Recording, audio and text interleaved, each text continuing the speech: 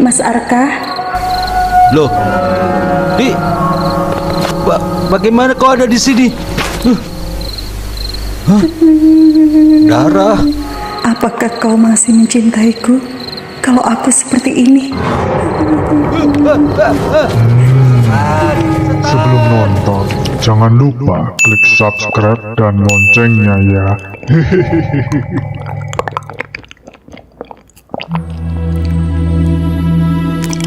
Juragan Dono merupakan pemilik dari perkebunan durian yang sangat besar di daerah ini.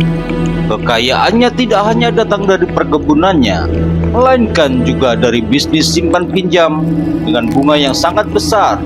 Dan para peminjam itu rata-rata adalah pekerjanya sendiri.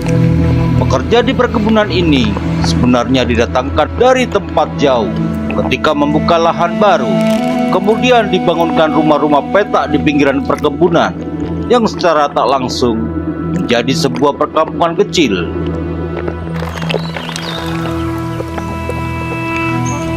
Sip, sudah ditandai semua pohon-pohon yang sudah siap panen. Sudah jam istirahat. Yuk kita menyingkir dari sini. Bahaya kalau ketiban durian jatuh, mengancam mukaku yang ganteng ini. Pak, saya boleh istirahat di sini? Silakan, Nak Arka. Bapak nunggu Damira. Kamu makan dulu saja. Pak, Bapak. Nah, itu dia. Ini Pak makan siangnya. Makasih, Nak. Kamu sudah ke makam ibumu? Iya sudah Pak, sudah aku bersihin. Wah, melihat Damira, capekku langsung hilang. Memang cocok mendapatkan gelar kembang desa. Beruntung banget si Arka bisa dapetin dia. Padahal lebih gantengan aku loh. Mukamu kayak kulit durian aja, jangan banyak halu. Bapak merasa perjuangan Bapak meminjam uang ke Juragan Dono sia-sia. Ibumu tidak tertolong, tapi utang Bapak masih menumpuk. Seminggu sebelumnya, istri Pak Agung meninggal dunia karena sakit. Pak Agung sudah beberapa kali meminjam uang ke juragannya untuk biaya pengobatan istrinya. Namun sayangnya, ajal berkata lain. Jangan begitu Pak, itu namanya tidak ikhlas. Apa perlu aku kerja di sini buat membantu menyicil utang ke Juragan Dono? Jangan, Duk. Ini pekerjaan yang berat. Maaf Pak, bukannya lancang. Saya bersedia sisihkan upah buat bantu cicilan utang Bapak. Jangan, apalagi sebentar lagi kalian kawin. Butuh biaya loh buat hidup rumah tangga. Iya deh Pak, aku pulang ya Pak. Biar ku antar, Dik. Kebetulan ini masih jam istirahat. Iya, ayo Mas. Sebentar Pak. Iya. Hati-hati. Sudah, kalian jalan saja. Biar Bapak yang ambil. Iya deh Pak.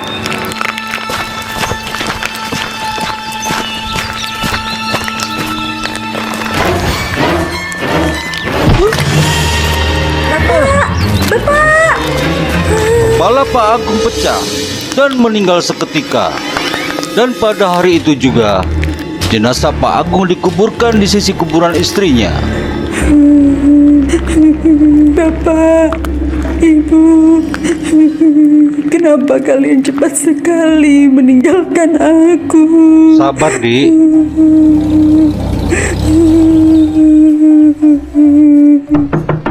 Di Damira, ini Juragan Dono. Gawat, itu Juragan Dono. Hari ini aku tidak kerja. Aku harus bersembunyi. Pagi, Dek Damira. Saya ikut berduka atas kejadian yang kau alami. Terima kasih Juragan. Saya tidak menyangka Juragan akan kemari.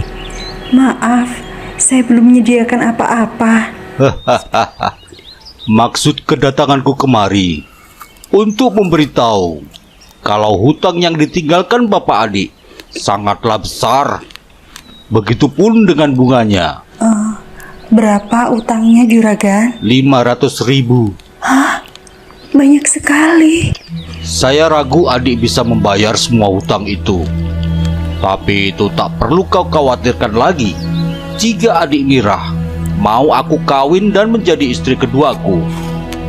Apa? Tapi jika tidak mau juga tidak apa. Saya kasih waktu seminggu lagi untuk melunasi utang bapakmu. Saya pamit, Dik.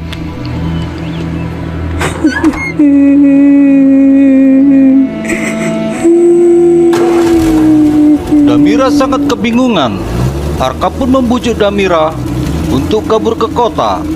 Tapi Damira tidak mau, karena ia tahu cepat atau lambat siapapun yang punya masalah dengan Juragan Dono tak akan bisa lolos kemanapun mereka kabur.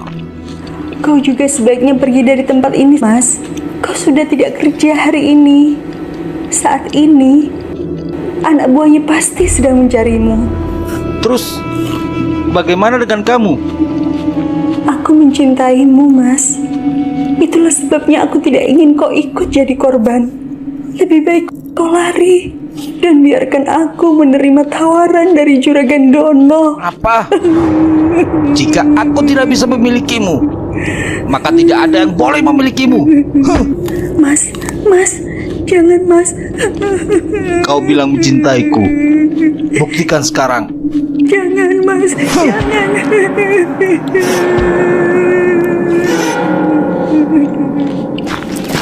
Seminggu kemudian, Damirah mendatangi rumah Juragan Dono. Ia menerima tawaran Juragan itu untuk menjadi istri keduanya. Tidak menunggu waktu lama, Juragan Dono pun segera melangsungkan perkawinannya. Hahaha. Akhirnya, kembang desa ini menjadi kembang rumahku.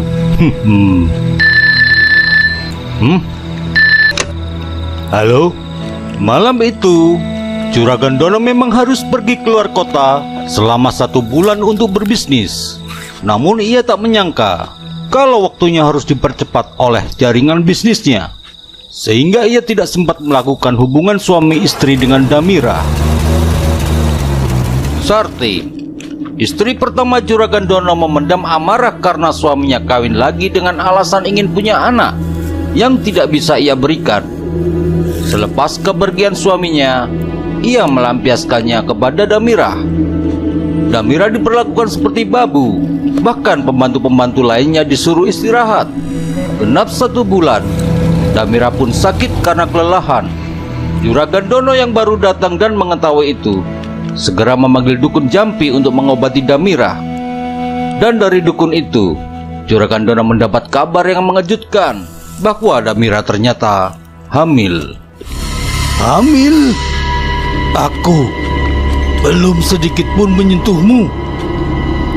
Bagaimana kau bisa hamil? Siapa laki-laki itu? Jawab aku.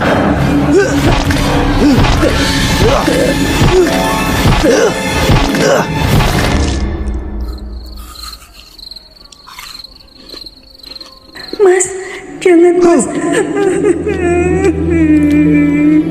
Dik, kau yakin tidak mau kabur bersamaku?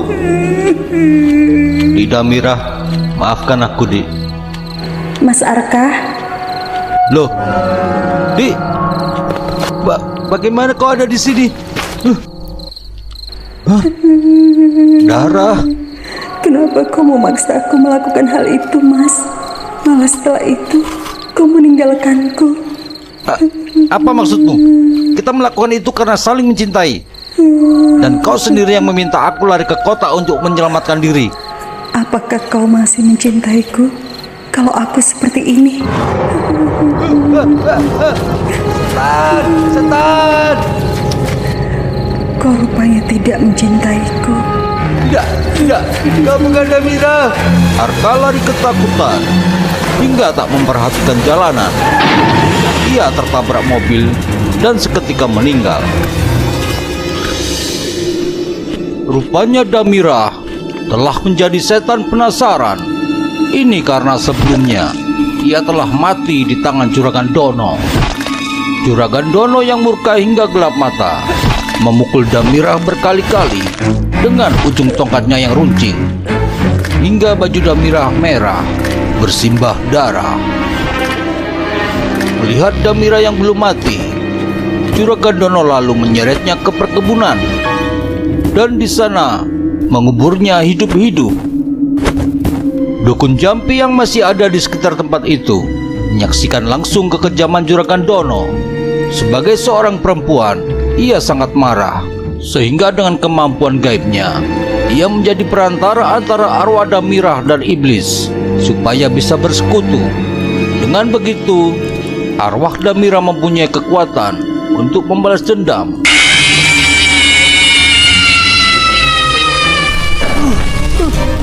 Juragan Dono adalah sasaran pertama Damira. Laki-laki kejam itu ia bakar bersama semua penghuni rumah, tak terkecuali anak buahnya. Para pekerja yang berdatangan untuk pemadaman api, banyak yang menyaksikan sesosok perempuan bersimbah darah. Lalu sosok itu terbang dan menghilang dengan tawa menggema. Mereka menyebut sosok itu kuntilanak.